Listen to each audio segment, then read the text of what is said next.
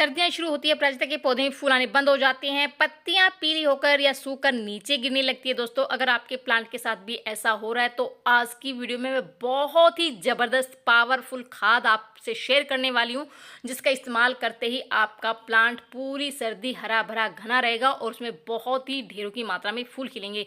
तो ये कौन सा खाद और किस तरीके से हमें अपने पौधों में इस्तेमाल करना है, आगे वीडियो में बताने वाली हूँ। तो वीडियो स्टार्ट करते हैं। नमस्कार दोस्तों, नीले खूबसूरत फूलों वाला अपराजिता का पौधा परमानेंट समर फ्लावरिंग प्लांट है, इसलिए सर्दी शुरू होते ही ये पौधा सुप्त अवस्था में चला जाता है। इस दौरान इसकी ग्रोथ रुक जाती है, फूल आने बंद हो जाते हैं, पत्तियां सूखकर नीचे गिरने लगती है।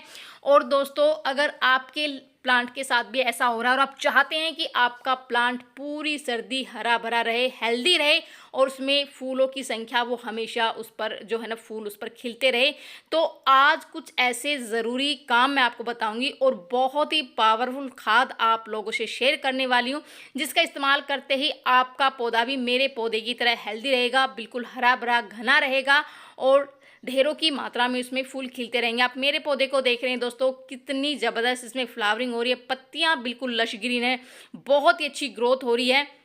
तो अगर आप चाहते हैं कि आपका प्लांट भी ऐसा हो तो इस टाइम पर आपको अपने प्लांट की हल्की पिंचिंग करनी है। जितनी भी एक्स्ट्रा ब्रांचेस निकलती है उनकी हल्की पिंचिंग कर दे, जिससे प्लांट काफ़ी ज़्यादा घना हो जाएगा और बहुत ही अच्छी उसमें ग्रोथ भी होगी, क्योंकि जहाँ जहाँ से हम पिंचिंग करेंगे वहीं वहीं से नई नई ग्रोथ, नई नई ब्रांचेस निकलेगी और वहीं से प्लांट उस पर ढेरों कलियाँ बनेगी और बहुत ही अच्छी फ्लावरिंग उस पर होती रहेगी। दोस्तों जैसा कि मैंने बताया कि ये एक समर फ्लावरिंग प्लांट है, तो अब सर्दियों में इस पर विशेष धूप का और पानी का विशेष इस टाइम पर ध्यान रखा जाता है। खाद के साथ साथ धूप और पानी का विशेष ध्यान रखा जाता है ताकि हमारे प्लांट में बहुत अच्छे से फ्लावरिंग हो।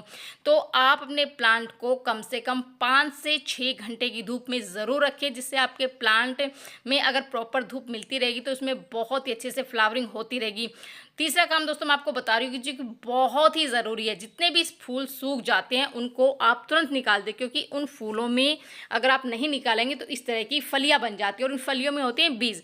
प्लांट अपनी पूरी एनर्जी इन बीजों को पकाने में लगा देता है, जिससे प्लांट की ग्रोथ भी रुक जाती है और उसमें फूल आने बंद हो जाते हैं। तो अगर आप चाहते हैं कि आपका प्लांट फूलों से भरा रहे तो आप इस तरह से सूखे फूल हटाते रहें, ताकि इस पर किसी भी तरह की जो फलियां ना बने और प्लांट अपनी पूरी एनर्जी नई नई उसकी ग्रोथ होगी, अच्छी नई नई ब्रांचेस निकलेगी और उसमें कलियाँ खिलेंगी और बहुत ही अच्छे से फ्लावरिंग होगी।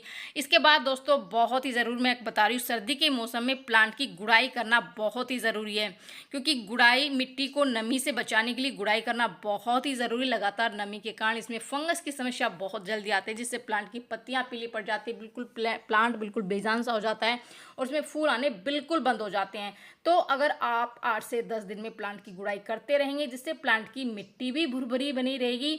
दूसरा ये कि सूर्य का प्रकाश सीधा प्लांट की जड़ों तक पहुंचेगा, जिससे प्रॉपर ऑक्सीजन प्लांट को मिलती रहेगी, जिससे प्लांट की जड़ें वो काफ़ी ज़्यादा हेल्दी रहेगी, मजबूत रहेगी।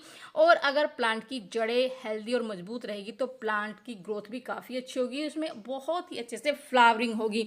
तो इस टाइम पर आप अपने प्लांट की गुड़ाई करके, अगर आपके पास वर्मी कंपोस्ट है तो आप 2 मुट्ठी वर्मी कंपोस्ट डाल दीजिए, या फिर सड़वी गोबर की खाद भी आप इसमें डाल सकते हैं। तो मेरे पास तो सड़वी गोबर की खाद है, इसका इस्तेमाल कर रही हूँ और बिल्कुल भुरभुरी दानेदार ये खाद है, बहुत ही अच्छी खाद है, काफ़ी पुरानी खाद है। और इसकी 2 मुट्ठी में गुड़ाई करने के बाद ये खाद डाल दूंगी दोस्तों, क्योंकि गोबर की खाद में बहुत सारे माइक्रो न्यूट्रिशन होते हैं जो प्लांट की के लिए बहुत ही ज़रूरी है, उसकी अच्छी ग्रोथ के लिए, अच्छी फ्लावरिंग के लिए, हेल्दी रखने के लिए बहुत ही ज़रूरी है। तो 2 मुट्ठी गोबर की खाद अगर हम इसमें डाल देंगे इस मौसम में तो हमारे प्लांट में बहुत ही अच्छे से फ्लावरिंग होती रहेगी दोस्तों। दूसरा खाद भी मैं बताऊंगी, अगर आप चाहते हैं कि सर्दी के मौसम में आपका प्लांट इसी तरह से हरा भरा और घना रहे और उसमें बहुत ही अधिक फ्लावरिंग होती रहे, तो आज मैं बहुत ही ज़बरदस्त खाद बता रही हूँ। और सबसे अच्छी बात यह है दोस्तों कि ये आपके किचन में बहुत ही आसानी से मिल जाएगा। तो इसके लिए मैंने 2 चीज़ों का इस्तेमाल किया है। एक तो जो मैं ले रही हूँ ये दूध है, ये कच्चा दूध है और इसमें भरपूर मात्रा में कैल्शियम होता है, इसमें कैल्शियम की पूर्ति होती है, जिससे हमारे प्लांट बिल्कुल बेजान से हो जाते हैं कैल्शियम की कमी के कारण। दूसरा दोस्तों मैं ले रही हूँ हल्दी। हल्दी बहुत ही बढ़िया एक नेचुरल कीटनाशक कीटनाशक है, किसी भी तरह फंगिसाइड में बहुत ही अच्छी एंटी फंगल और एंटी बैक्टीरियल प्रॉपर्टीज़ होती है, जो कि हमारे प्लांट की अच्छी ग्रोथ के लिए, अच्छी फ्लावरिंग के लिए बहुत ही ज़रूरी। किसी भी तरह की फंगस हो, कीड़ा हो, चींटियाँ हो, वो बिल्कुल दूर हो जाएगी अगर इस टाइम पर हम हल्दी पाउडर का इस्तेमाल अपने पौधे में करते हैं।